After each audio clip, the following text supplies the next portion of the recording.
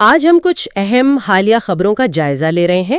ہمارے ذرائع ہیں ڈان اور ایکسپریس ٹریبیون، اور موضوعات جیسا کہ آپ نے کہا کافی ملے جلے ہیں، لیبیا، کراچی، پھر سیاسی میدان اور سفارتکاری بھی۔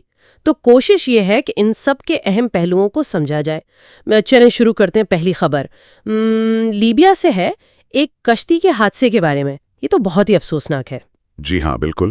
یہ انٹرنیشنل آرگنائزیشن فار مائیگریشن یعنی IOM نے بتایا ہے کہ تبروک شہر ہے لیبیا میں، اس کے قریب یہ اختتام ہفتہ پر ہوا، اور اطلاعات کے مطابق کم از کم 18 تارکین وطن ہلاک ہوئے ہیں اور تقریباً 50 وہ ابھی تک لاپتہ ہیں۔ اچھا، 50؟ یہ تو بہت بڑی تعداد ہے۔ جی، صرف 10 لوگوں کو بچایا جا سکا ہے، اور IOM نے اس بات پر زور دیا ہے کہ دیکھیں 2011 میں جب سے قذافی حکومت ختم ہوئی ہے، جی جی، لیبیا ایک آپ کہہ لیں کہ ایک بڑا ٹرانزٹ پوائنٹ بن گیا ہے ان لوگوں کے لیے جو تنازعات سے یا غربت سے بھاگ کر یورپ جانا چاہتے ہیں۔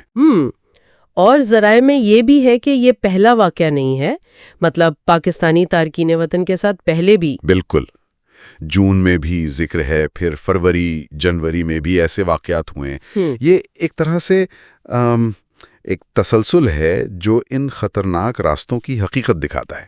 صحیح۔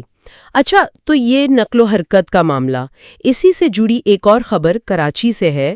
جرمن قونصل خانے نے کچھ کیا ہے؟ جی، کراچی میں جو جرمن قونصل خانہ ہے، انہوں نے غیر یورپی یونین شہریوں کے لیے قونصلر سروسز معطل کر دی ہیں، تا اطلاع ثانی کہا گیا ہے، یعنی اگلے نوٹس تک۔ اچھا، تو اس میں ویزا وغیرہ بھی شامل ہے؟ جی ہاں، ویزا اپائنٹمنٹس بھی منسوخ کر دی گئی ہیں، اور کہا گیا ہے کہ درخواست دہندگان کو دوبارہ رجسٹر کرنا ہوگا۔ اوہ، لیکن یہ صرف کراچی میں، اسلام آباد میں نہیں؟ جی، یہ دلچسپ بات ہے کہ اسلام آباد میں جو جرمن سفارت خانہ ہے، وہاں سے ایسا کوئی نوٹس نہیں آیا۔ یہ تھوڑا عجیب ہے۔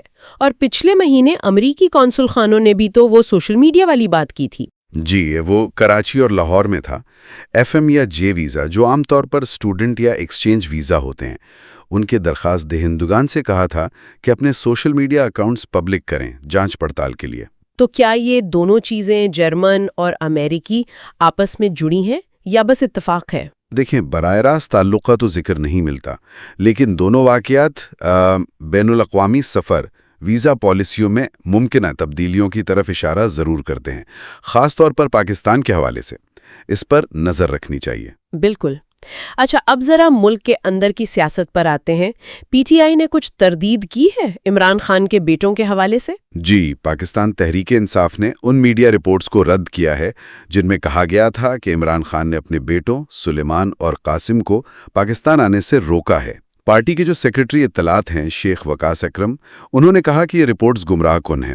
ان کا کہنا ہے کہ بیٹوں نے خود آنے کے منصوبے سے آگاہ کیا تھا، اجازت نہیں مانگی تھی، اور تاریخ ابھی طے نہیں ہوئی تھا کہ خان صاحب نے جیل میں سماعت کے دوران کہا تھا کہ وہ 5 اگست کے احتجاج میں نہیں آئیں گے۔ جی، ایسی رپورٹس تھیں جن کا حوالہ جیل ذرائع سے دیا گیا تھا۔ اسی کی وضاحت یا تردید PTI کی طرف سے آئی ہے۔ اور اس سے پہلے ان کی بہن علیمہ خان نے کہا تھا کہ بیٹے آئیں گے اور احتجاج میں حصہ لیں گے۔ بالکل، اور پھر حکومت کی طرف سے بھی رد عمل آیا تھا۔ رانا ثناء اللہ اور طلال چودھری نے ایک طرح سے وارننگ دی تھی۔ ہاں، کہ اگر وہ آئے، چونکہ وہ برطانوی شہری ہیں، تو انہیں ویزا چاہیے ہوگا، اور احتجاج میں حصہ لیا تو گرفتاری بھی ہو سکتی ہے۔ صحیح۔ تو یہ ایک آپ کہہ لیں بیانات کا ایک پورا سلسلہ بن گیا ہے، پارٹی کے اندر کی بات، عوامی بیانات، پھر حکومتی رد عمل۔ صورتحال کافی گنجلگ لگ رہی ہے۔ جی۔ اچھا، آخر میں بین الاقوامی تعلقات کا ذکر ہے۔ پاکستان نے بھارت کو مذاکرات کی پیشکش کی ہے۔ جی ہاں، وزیر خارجہ اسحاق ڈار نے نیو یارک میں ایک نیوز کانفرنس میں یہ پیشکش کی ہے کہ پاکستان بھارت کے ساتھ تمام تصفیہ طلب مسائل پر جامع مذاکرات کے لیے تیار ہے، اور یہ بھی واضح کیا کہ صرف دہشت گردی پر نہیں بلکہ تمام ایشوز پر۔ یہ ایک اہم پیش رفت ہے، خاص طور پر جو پچھلے کچھ عرصے میں کشیدگی رہی ہے۔ بالکل، خاص طور پر پہلگام حملے کے بعد جو الزامات لگے، سفارتی تعلقات میں کمی آئی، پھر مئی میں وہ فوجی جھڑپیں جس میں پاکستان نے بھارتی طیارے گرانے کا دعویٰ کیا تھا اور آپریشن بنیان مرصوص کا ذکر کیا تھا۔ تو اس پس منظر میں یہ پیشکش اہم ہے۔ ڈار صاحب نے اپنی گفتگو میں امریکی سینیٹر مارکو روبیو سے ملاقات کا بھی ذکر کیا، اور دہشت گردی کے خلاف پاکستان کی قربانیوں کا اعتراف، کشمیر کے مسئلے پر بات چیت، اس پر زور دیا۔ کشمیر کے حوالے سے کیا موقف دہرایا گیا؟ یہی کہ اس کے حل کے بغیر خطے میں پائیدار امن ممکن نہیں، اور سنتاس معاہدے پر بھی پاکستان کا موقف واضح کیا کہ یہ ایک پابند معاہدہ ہے، کوئی بھی فریق یک طرفہ طور پر اسے ختم یا تبدیل نہیں کر سکتا۔ اور اسرائیل اور فلسطین کے حوالے سے بھی کچھ کہا؟ جی، واضح کیا کہ پاکستان کا اسرائیل کو تسلیم کرنے کا کوئی منصوبہ نہیں ہے، اور غزہ میں فوری جنگ بندی اور فلسطینی ریاست کے قیام کی حمایت کا اعادہ کیا۔ تو آج ہم نے یہ مختلف خبریں دیکھیں، لیبیا کا حادثہ، کراچی میں قونصل خانے کی خدمات، پی ٹی آئی کے بیانات اور بھارت کو مذاکرات کی پیشکش۔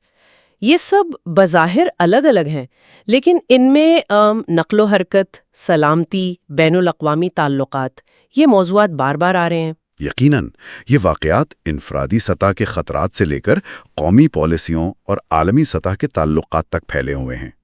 ایک سوچ جو آخر میں ذہن میں آتی ہے وہ یہ کہ یہ مختلف واقعات ہمیں کیا بتاتے ہیں کہ کس طرح انفرادی فیصلے، قومی پالیسیوں اور بین الاقوامی رد عمل، یہ سب مل کر علاقائی استحکام اور عالمی تعلقات کی شکل بناتے ہیں۔